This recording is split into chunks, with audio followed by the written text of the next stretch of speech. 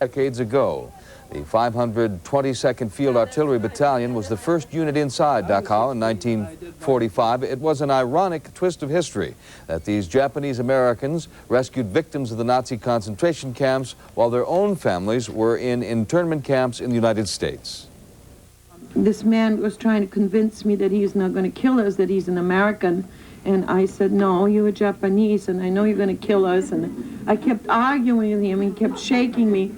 He finally landed on his knees and with his hands like this, and he was crying violently, and he just grabbed me by the legs and said, you are free now. I was 16 and I did volunteer.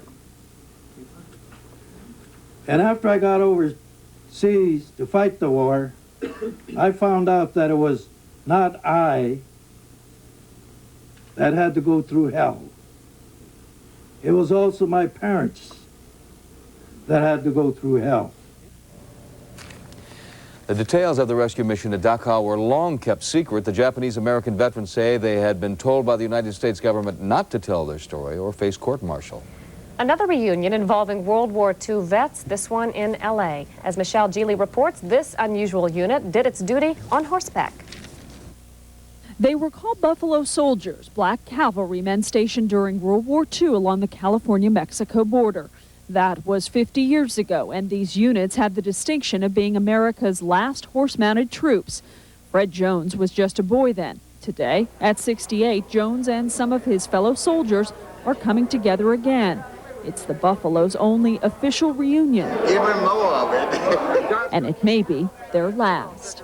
It was a special organization, been one of the two all-Negro regiments recognized as a military unit, which was important to me. The Buffalo Soldiers' mission was to protect the border from a Japanese attack. We were horse cavalry, which was, well, it was out of place for World War II. Since World War II, you would think that they would need horses. I believe that our training at Camp Lockett was for a possible combat in the Italian Alps during World War II. Of course, that never came about.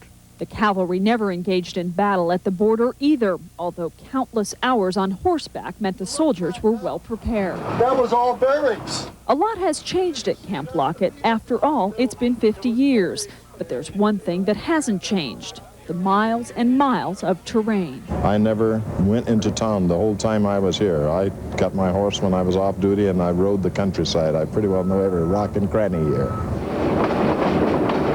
It brings back the memories when you were a young man and you go into San Diego, have fun, or parade, or ride horses. At 73, that's a long ways from 23. A half century, but history that will never be forgotten. Michelle Geely for CNN Reporting. And that's Early Prime. I'm Lou Waters. I'm Cheryl Atkinson. The Anita Hill press conference was supposed to start about 15 minutes ago. Hasn't yet, but we'll break into